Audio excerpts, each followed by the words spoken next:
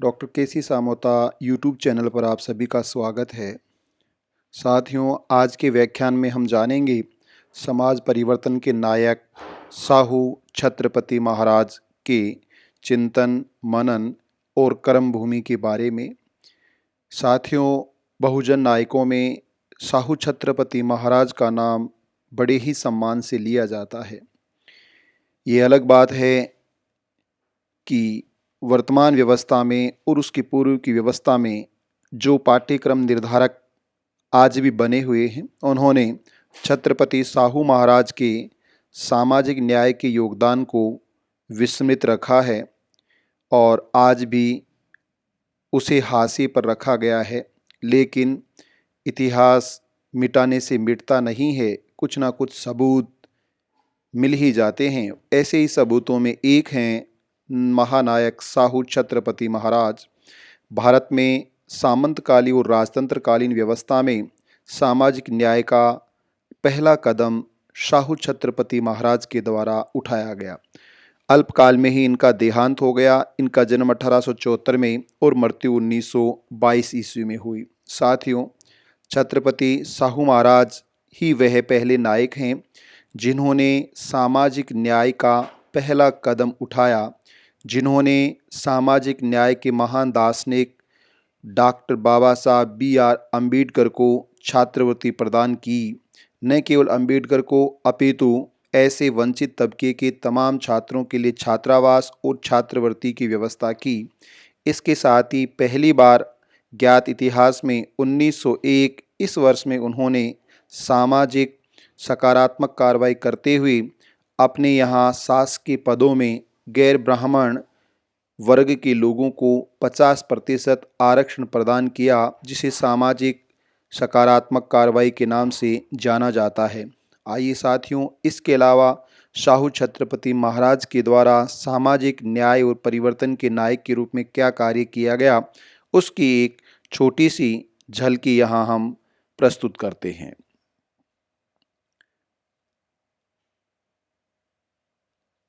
सामाजिक क्रांतिकारी राजा साहू छत्रपति महाराष्ट्र की नहीं बल्कि संपूर्ण देश के आधुनिक इतिहास में जिनका नाम सामाजिक क्रांतिकारी राजा के रूप में जाना जाता है, जो आज भी देश में चल रहे सामाजिक परिवर्तनों के आंदोलनों की प्रेरणा हैं, जो देश के दलितों, पिछड़ी जातियों, जाति तथा धर्म के नाम पर मानवीय अधिकारों से वंचित रखे गए लोगों की प्रेरणा है, उन साहू छत्रपति का जीवन और सामाजिक कार्य आज भी महत्वपूर्ण है।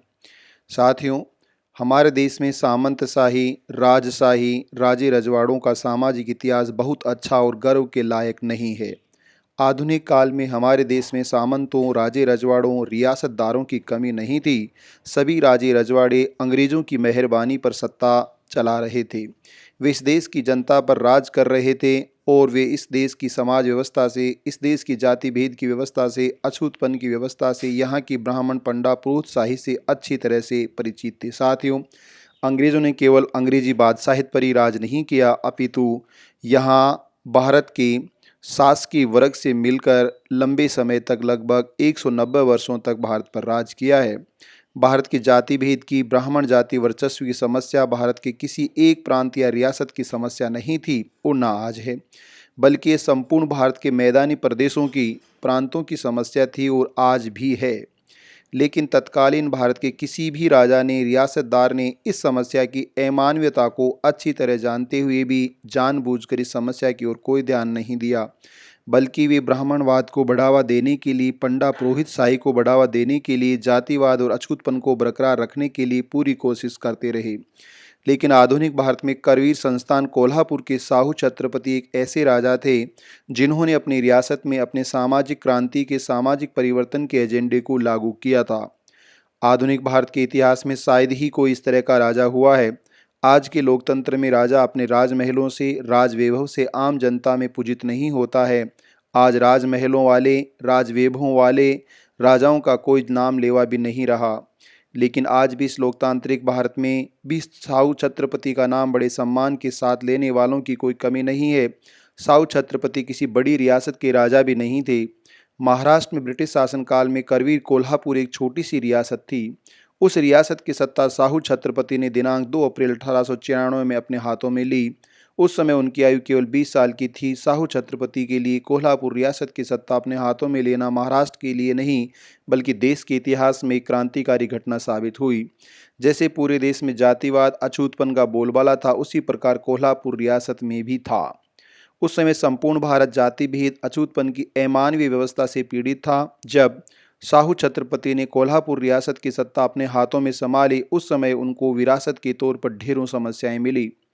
कोल्हापुर रियासत के शासन प्रशासन पर अंग्रेज, पारसी, ब्राह्मण अधिकारियों का तो प्रभुत्व था ही साथ कोल्हापुर के महाराजा की निजी सेवा में भी उन्हीं का प्रभुत्व था। साहू छत्रपति से पहले कोल्हापुर रियासत के शासन प्रशासन में गैर ब्राह्मणों के लिए कोई विशेष स्थान न था। साहू छत्रपति ने इस सामाजिक व राजनीतिक स्थिति को अच्छी तरह अनुभव किया और उन्होंने राज सत्ता में अपने हाथों में लेते ही इस स्थिति को बदलने का पूरा प्रयास किया। साहू छत्रपति इस बात को अच्छी तरह जानते थे कि जिस तरह समाज में और धर्म में ब्राह्मणों के प्रभुत्व को समाप्त करना आसान बात नहीं है, उसी प्रकार कोल्हापुर रियासत के शासन प्रशासन में उनके वर्चस्व को समाप्त करना आसान बात नहीं है। लेकिन साहू छत्रपति का सामाजिक परिवर्तन का संकल्प दृढ़ था। उस समय तक महाराष्ट्र के महामानव ज्योतिबा फुले के कार्यों और विचारों से सामाजिक पृष्ठभूमि तैयार हो चुकी थी। उस समय दलित और पिछड़ी जातियों के सामाजिक धार्मिक परिवर्तन की प्रक्रिया शुरू हो गई थी। साथियों, फुले जिन्होंने सामाजिक और सांस्कृतिक धार्मिक आज़ादी की बात कही और उस आज़ादी का आज बहुजन अर्थ भी नहीं समझते हैं। भारत के अधिकांश संख्यक की जो आज़ादी मिली है हमें राजनीतिक आज़ादी है और सामाजिक और धार्मिक आज़ादी आज भी हम उसकी तलाश में हैं जो हमें मिलनी है, लेकिन शायद हम समझे आज़ादी का अर्थ तो ही उसको प्राप्त कर पाएंगे। जिस दिन साहू छत्रपति ने कोल्हापुर रियासत को सत्ता अपने हाथों में लिया, उसी दिन उन्होंने अपनी रियासत की ओर से एक विशेष घोषणा पत्र जारी किया। उसमें उन्होंने ये कहा, हमारे प्रजाजन हमेशा सुखी और संतुष्ट रहने चाहिए, उनके हित संबंधों की लगातार अभिवृद्धि होती रहे और हमारी रियासत का सभी ओर से उत्थान होता रहे, यही हमारी वास्तविक इच्छा है।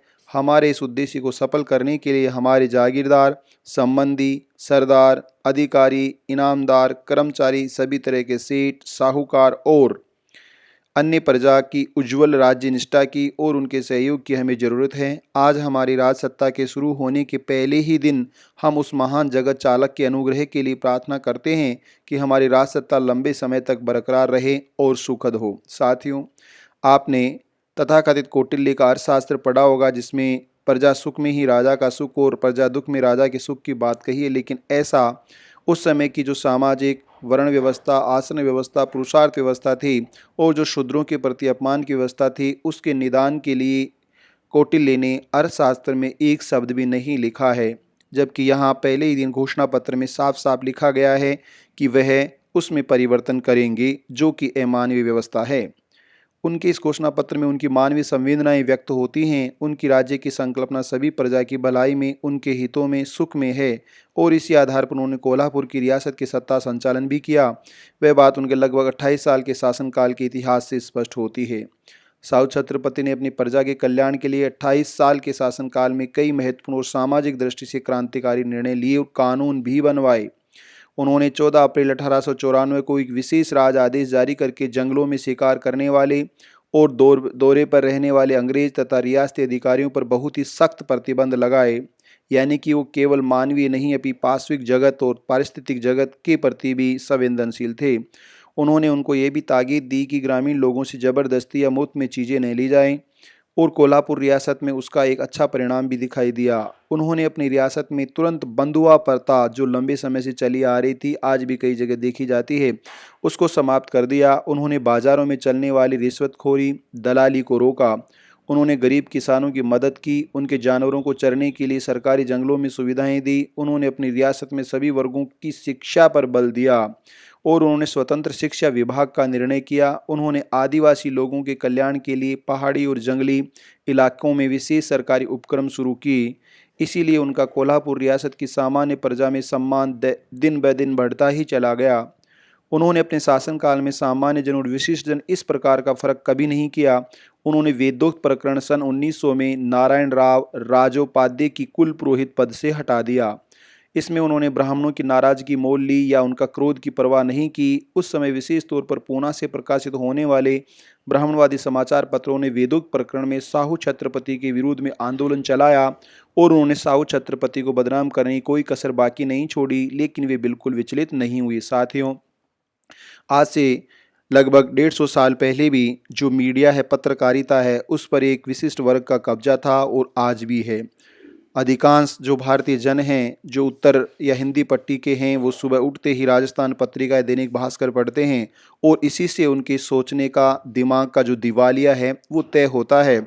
यही कारण है कि वो चीज़ों को जान नहीं पाते या जो उनका जानने का माध्यम है, स्रोत है, वह इतना कलुषित और उस विशिष्ट वर्ग का प्रतिव्यक्ति है, जिसकी वजह से उनके दिलों और दिमाग पर अज्ञानता का पर्दा छा जाता है। इसलिए वो मकड़ जाल से चाहकर भी बाहर नहीं निकल पा रहे।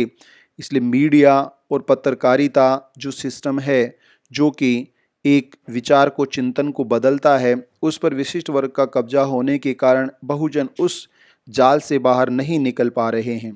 साहू छत्रपति ने अपनी रियासत में शिक्षा प्रचार एक तरह से जन आंदोलन ही शुरू किया। साहू छत्रपति सत्ता में आने से पहले कोल्हापुर रियासत में शिक्षा की स्थिति बहुत ही खराब थी। वे उससे संतुष्ट नहीं थे। वहाँ अति अल्पसंख्यक ब्राह्मण समाज को पढ़ने का अधिकार था, वे ही पढ़ते लिखते थे, बाकी अनपढ़ किसान, खेतिहर मजदूर, दलित थे।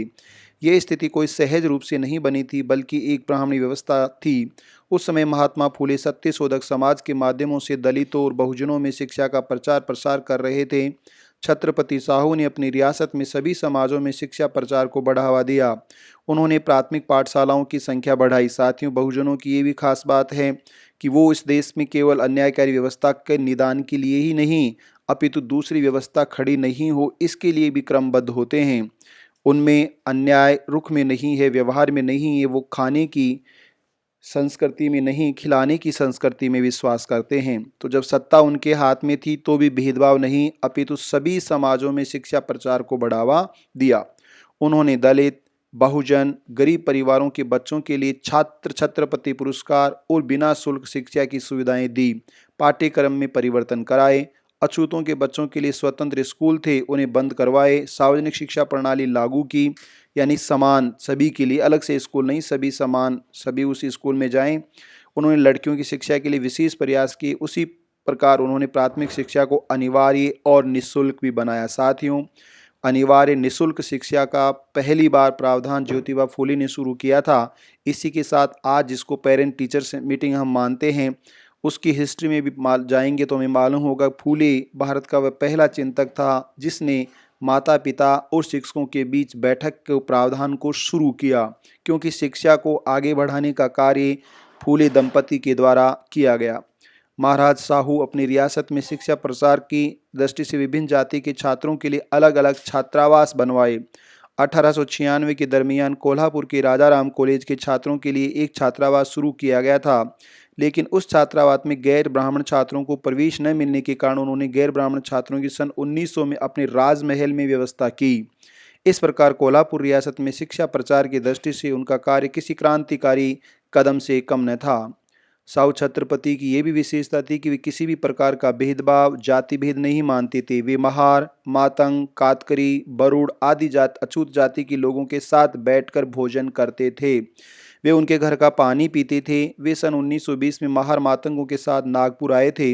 लोग कहते हैं कि छुआछूत के डर से नागपुर के भोसला राजा लक्ष्मण राव अपना राजमहल छोड़कर जंगल में चले गए थे।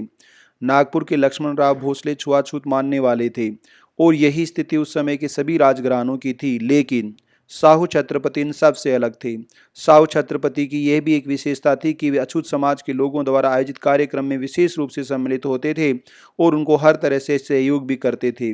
वे दलितों की सेवा को ही मानव सेवा मानते थे। साथियों, आपको ज्ञात है कि अम्बेडकर मूवी जब आप देखोगे तो इस घटनाक्रम को दिखाया गया है कि वो बाबा साहब के घर जाकर कैसे उनका सम्मान करते हैं और जो भेदभाव है उसको मिटाने का उदाहरण प्रस्तुत करते हैं। उन्होंने दिनांक 27 जुलाई 1918 को अछूत मुक्ति का पहला आदेश जारी किया था। आधुनिक भारत के इतिहास में बहुत ही महत्वपूर्ण कदम था। उन्होंने सन 1920 में दलितों द्वारा आयोजित माणा गांव परिषद में जो व्याख्यान दिया था, उसका दलित मुक्ति आंदोलन में बड़ा महत्व है। उसी प्रकार 1920 नागपुर महाराष्ट्र में आयोजित दलित परिषद में भी सम्मिलित हुए। इन दोनों ही परिषदों का अध्यक्ष डॉक्टर BR अम्बेडकर को बनाया गया था। ये साथियों, अम्बेडकर और छत्रपति साहू महाराज का अगर आप सहयोग देखेंगे तो बड़ी आसानी से आपको समझ में आएगा कि कितना योगदान था मानवता के अमानवीयता का निदान करने में और मानवता को उद्बोधित करने में। इस तरह सामाजिक क्रांति की दृष्टि से दलित और बहुजन समाजों को सामाजिक न्याय देने की दृष्टि से साहू छत्रपति का कार्य बहुत ही क्रांतिकारी था। उन्होंने अपने 28 साल के शासनकाल में सामाजिक न्याय की दृष्टि से जो निर्णय लिए, जो कार्य किए, वे वास्तव में क्रांतिकारी हैं। आज की लोकतांत्रिक शासन व्यवस्था में काम करने वाले राजनेताओं के लिए भी प्रेरणा देने वाले हैं, आदर्श हैं। आज साहू छत्रपति संपूर्ण देश के सामने आदर्श के रूप में खड़े हैं। एक उनका जो व्याख्यान है उसके बारे में हम जो उन्होंने दिया है 1920 में, उस पर बात करेंगे। मुंह से बकवास करने वाले नेता नहीं चाहिए। आज मेरे मित्र अम्बेडकर ने इस सभा का अध्यक्ष का स्थान स्वीकार किया है। उनके भाषण का लाभ मुझे मिले, इसलिए मैं शिकार से जानबूझकर यहाँ आया हूँ। मिस्टर अम्बेडकर मूक नायक समाचार पत्र को प्रकाशित करते हैं और उसमें सभी दलित जातियों के सवालों की चर्चा करते हैं, इसलिए मैं उनको तहे दिल से धन्यवाद देता हूँ। आज मुझे ऐसा लगता है कि मुझे अछूत लोगों की हाजिरी माफ़ करने की बुद्धि क्यों सूझी। इस बात का कारण आप लोगों को इस अवसर पर संक्षेप में ही सही बताना जरूरी है। हाजिरी होने के कारण इन गरीब लोगों पर, गांव मजदूरों पर अन्य पदाधिकारियों की ओर से बहुत अन्याय होता था। मतलब गांव देहातों में बारह आना मजदूरी होने पर भी अनुपस्थिति का डर बताकर उन गरीब लोगों के द्वारा अधिकारी लोग मुफ्त में काम करवा लेते थे। बड़ी मुश्किल से उनके पेट के लिए कुछ थोड़ा सा दे देते थे। इस 20वीं सदी में गुलामी से भयंकर इस प्रकार की गुलामी चल रही है। जिन लोगों को इस प्रकार हाजिरी थी, यानी कि हम अंग्रेज़ों की गुलामी नहीं थे, अपितु अंग्रेज़ों के अधीन जो शासकीय वर्ग था उसके असली गुलाम थे। इस तरह अपने नज़दीकी रिश्तेदार संबंधी में से कोई भी बीमार होने पर तुरंत मिलना आसान बात नहीं थी। कई बार उस तरह की मुलाकात न होकर वे मर भी जाते थे। साथियों, अम्बेडकर के साथ भी ऐसा हुआ। मैंने स्वयं देखा कि कई बार छोटे बीमार बच्चों के माता पिता को समय बेसमय जोर जबरदस्ती पकड़कर ले जाने के कारण वे छोटे बच्चे, उनकी तरफ ध्यान देने वाला कोई नहीं होने के कारण उनके माँ बाप लौटकर आने पर वे उनको मरे पड़े दिखे हैं। इससे और ज़्यादा जुल्म क्या हो सकता है कि माता पिता के सामने उनके बच्चों का निधन हो जाए और कुछ भी न कर पाएँ। उसी प्रकार बलूतेदारों, अछूत से उच्च जाति के लोग काम करवा लेते थे, उनको उनकी मेहनत का कुछ भी नहीं देते थे। इस तरह की भी कई घटनाएं घटी थी। जो लोग इस बात की शिकायत करते थे उनको धमकाया जाता था, तुझको हादरी में डाल दूंगा। पाटिल, कुलकर्णी आदि लोगों के मकान बनाने पर गरीब मराठा, सूर्यवंशी, सोमवंशी, अछूत लोग आदि रेत लोगों को धमका करके नियमों से भी ज़्यादा व्यर्थ लगान बलूत वसूल करने में ये लोग किसी भी प्रकार की शर्म महसूस नहीं करते हैं। यदि गांव में कहीं चोरी हो गई तो हाजिरी वाले घुमंतु जाति लोगों को बड़ी बुरी हालत होती थी। उनके सभी अच्छे बुरे लोगों को धमकाकर उन पर कई तरह के जुल्म ढाया जाता था। गुनाह का स्वरूप देखा जाए तो मैं अनुभव के आधार पर यह कह सकता हूँ कि हाजिरी के लोगों से भी अन्य लोगों में गुनहगारों की संख्या ज़्यादा है। लेकिन गैर गुनहगार लोगों की हाजिरी लगाकर बेशर्म करने से ही उनमें गुनाह करने की आदत बन जाती है। यह हाजिरी का परिणाम होता था। उनको सम्मान से और प्रतिष्ठा से जीने का अवसर ही कहाँ था। किसी न किसी तरह से हाजिरी का कलंक पीछे लगा हुआ था। बेइज्जत हमेशा की बात बन गई थी। फिर वे अच्छी तरह से कैसे जी सकते थे। इस तरह हाजिरी के कारण उनके मन का परिणाम होता था। जब से मैंने हाजिरी प्रथा को समाप्त कर दिया तब से गुनाहों की संख्या कम हो गई, क्योंकि हर किसी को लगता है कि हम इज्जत से जिएं। बलूतेदारों, अछूत गांव मजदूर के झगड़े, आपस में मारपीट बंद हो गई। पटवारी नियुक्त करने की पद्धति शुरू हुए कोई ज़्यादा दिन नहीं हुए, फिर भी उसकी वजह से भी गांव के झगड़े, विवाद और आरोप बहुत कम हो गए। इस बात को मैं अच्छी तरह अनुभव कर रहा हूं। लेकिन मैं बेगार टालना वेट वर्क का कम नहीं कर सका, क्योंकि वे सभी लोग माफ़ी वतन के पीछे लग रहे हैं। ये माफ़ी वतन पैतृक अधिकार में है कितनी, 2 आरा मतलब 4-5 हाथ चौड़ी भूमि या 1 टोकरी अनाज, इससे किसी का भी पेट नहीं भरता। लेकिन उस व्यवस्था में माफ़ी की आशा से गांव में रहने के लिए मजबूर होना पड़ता है। फिर पेट भरने के लिए चोरी आदि प्रकार के गुनाह करने के अलावा उनके सामने कोई विकल्प नहीं रहता है। इसलिए मैंने सभी बलूतेदारों से और महार आदि वतनदारों से अनुरोध किया है कि आप लोग इस तरह से छोटे छोटे वतन और बलूता पीछे न लगे उनको पूरी तरह छोड़ दीजिए। विशेष तौर पर मैंने महार लोगों से ये अनुरोध किया है कि आप लोग अपने महार की इनाम स्वरूप ज़मीन का सामान्य रूप से प्रति व्यक्ति 10 एकड़ ज़मीन हिस्से में आए, इस प्रकार का बंटवारा कीजिए और इससे उत्पन्न आप में जो बुजुर्ग होंगे उनकी सलाह से बांटिए, जैसे पाटिल और सरकारी अधिकारियों के द्वारा होता है। मतलब हर गांव के लिए केवल 8 माहर नौकर इस तरह या सरकारी नौकरों की तरह नियुक्त कीजिए। गुलामी प्रथा समाप्त होगी और मैं ऐसे लोगों के लिए नई सनद देने की व्यवस्था बड़ी खुशी के साथ कर सकता हूँ। यदि इस तरह से हुआ तो अन्य महार लोगों को गांव में या दूसरे गांव में जाकर कोई धंधा करने की स्वतंत्रता रहेगी और सभी लोग आधा पेट भूखे रहते वह नहीं होगा। मेरी इस बात को करवीर के महारों ने स्वीकार कर लिया और आप सभी लोग उनका अनुकरण करेंगे, इस बात की मैं उम्मीद करता हूं। मेरे प्रिय मित्र अंबेडकर उस काम में मुझे पूरी मदद करेंगे, इस बात की मुझे पूरी आशा है। इस अवसर पर हमारे प्रसिद्ध बुद्धिमान मिस्टर केशव राव, पिछड़ी जातियों के लिए संघर्ष करने वाले राव बहादुर बाबू कालीचरण आदि लोग उपस्थित होते तो बहुत अच्छा हुआ होता। उसी प्रकार सभी पाटिल लोग मुझे इस काम में पूरा सहयोग करेंगे, इस बात की मैं उम्मीद करता हूं। हमारे यहाँ के सुप्रसिद्ध व्यापारी राम भाऊ सिरगांवकर का भी इस काम में पूरा सहयोग मिलेगा, इस बात का मुझे पूरा यकीन है। मैंने हाजिरी को समाप्त कर दिया, इसलिए मुझे इस तरह के भी सवाल पूछे गए कि आज तक की हाजिरी के लोग कम से कम अंग्रेज आदि की परिसीमा में जाएंगी, तब उनको बारे में पूर्व सूचना मिलनी चाहिए। इस तरह सूचना दिनांक 23 मई 1919 सतारा पुलिस सुपरिटेंडेंट की ओर से आई थी। उस पर मैंने बड़ी विनम्रता के साथ दिनांक 4 जून 1919 को जवाब दिया था। वह इस प्रकार से था कि जब मैंने हाजिरी को पूरी तरह माफ़ कर दिया तब आपकी इच्छा को सम्मान देना मेरे लिए असंभव हो गया है, लेकिन गुनहगार लोगों की जानकारी फिर से सवर्ण हो या अछूत हो बड़ी खुशी से देता रहूँगा। लेकिन जो वास्तव में अच्छी तरह रहने वाले अछूत लोग हैं उनको सारी ज़िंदगी गुनहगारों की तरह रखने में मेरा मन मुझे इजाज़त नहीं दे रहा है। इस तरह हाजिरी समाप्त करने की सच्ची कहानी है। कुछ लोग पटवारी पद्धति के संबंध में मुझ पर इस तरह का आरोप लगा रहे हैं कि जब वतनदार लोग ही नौकरी नहीं चाहिए तो फिर पाटिल भी किस लिए चाहिए। नहीं, वैसी बात नहीं है। पाटिल क्यों चाहिए इसकी वजह है। कोई भी अज्ञानी नासमझ आदमी ये महसूस करेगा कि गांव देहातों में कोई न कोई जिम्मेदार इस तरह का कर्मचारी चाहिए और ये यदि यह जरूरी है तो मेरी राय में पाटिल होना चाहिए। वजह यह है कि एक तो वे कुलकर्णी वतनदार कर्मचारी की तरह पराया नहीं है, उनका काम राजशाही सनदों का है, उन्होंने गांव बसाए हैं। दूसरी बात यह है कि जिस जाति के लोग जिस गांव में संख्या में ज़्यादा हैं उस जाति का पाटिल ज़्यादातर वहां होता है। कुलकर्णियों में एक सरकारी कर्मचारी जाति के लोग गांव में हजारों में से एक भी मिलना मुश्किल है।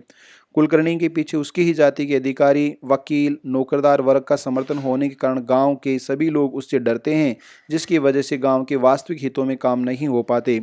उसको जिस अधिकारी वर्ग का समर्थन होता है उनको जो बात पसंद होगी वही बात प्रयास करता है।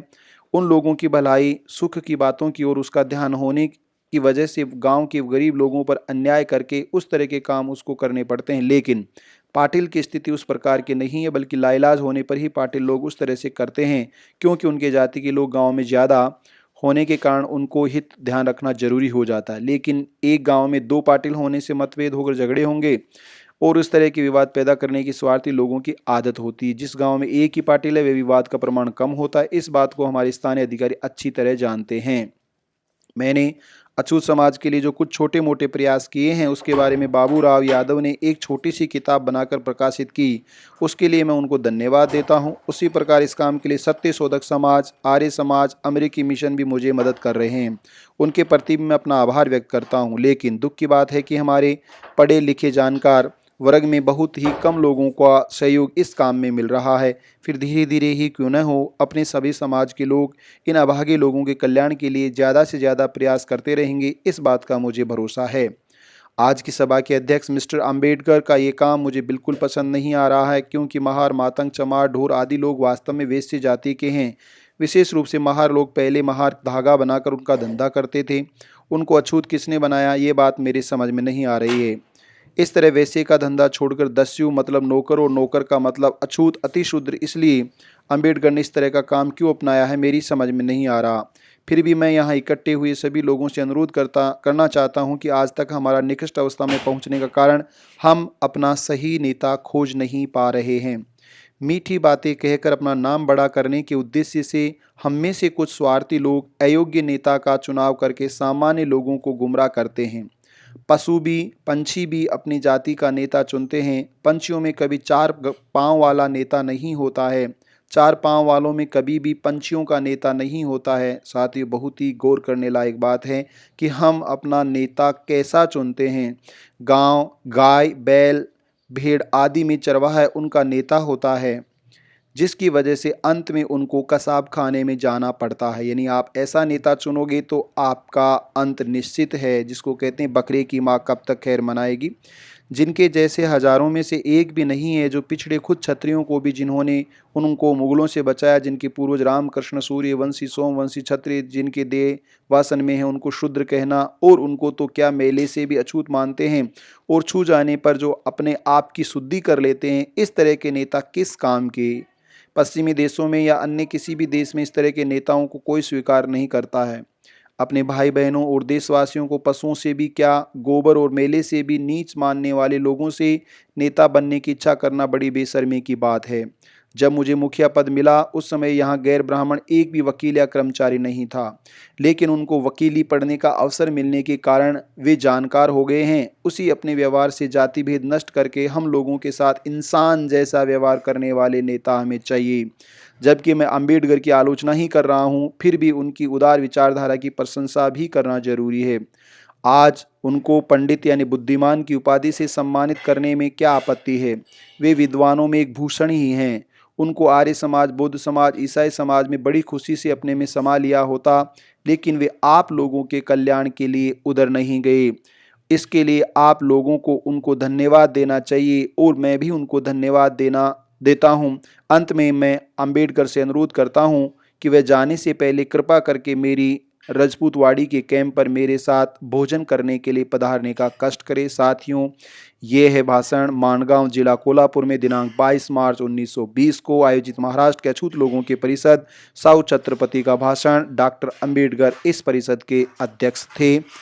ये सबूत पर्याप्त है आपको बताने के लिए, और जब हमें अवसर मिलेगा पाठ्यक्रम जोड़ने का तो जरूर हम साहू महाराज और ऐसे लोगों को जिन्होंने मानवता के उत्थान के लिए काम किया है जरूर पढ़ाएंगे। और अंत में एक बार फिर साहू छत्रपति को एक ऐसे उदार और तथा प्रगतिशील राजा के रूप में याद किया जाता है जिन्होंने महाराष्ट्र के सामाजिक परिवर्तन की क्रांतिकारी भूमिका निभाई। 2 अप्रैल 1894 को जब कोल्हापुर रियासत की सत्ता उनके हाथ में आई, उनकी उम्र मात्र 20 साल थी। साहू छत्रपति ने अपने 28 वर्ष के शासनकाल में सामाजिक समानता तथा सांस्कृतिक विरासत की दृष्टि से अनेक क्रांतिकारी काम की, जैसे बंधुआ मजदूरी की प्रथा को समाप्त करना, आदिवासियों पर लागू प्रतिबंधों को हटाना, निजी सार्वजनिक जीवन में सभी प्रकार के भेदभाव को समाप्त करना, जनसाधारण की सुविधाओं को दूर करना। उन्होंने 27 जुलाई 1918 को अछूत मुक्ति का जो पहला आदेश जारी किया, उसका आधुनिक भारत के इतिहास में ऐतिहासिक महत्व है। शिक्षा के प्रसार में उनकी भूमिका विशेष रूप से उल्लेखनीय है। उन्होंने दलित, बहुजन और गरीब बच्चों की पढ़ाई के लिए बहुत से कदम उठाए, छात्रवृत्तियां स्थापित की, अछूतों के लिए बनाए गए अलग स्कूलों को समाप्त करके सबके लिए एक जैसी शिक्षा व्यवस्था शुरू करना उनका एक साहसिक निर्णय था। साहू छत्रपति ने दलितों को राजनीतिक रूप से जागृत और संगठित करने की दिशा में प्रयास किया। अंबेडकर और साहू महाराज का अपना एक विशिष्ट योगदान है। साहू छत्रपति समाज परिवर्तन के नायक के नाम से, उपनाम से जाने जाते हैं। तो ये थे साथियों छत्रपति साहू महाराज। आप सभी का मेरी तरफ से धन्यवाद।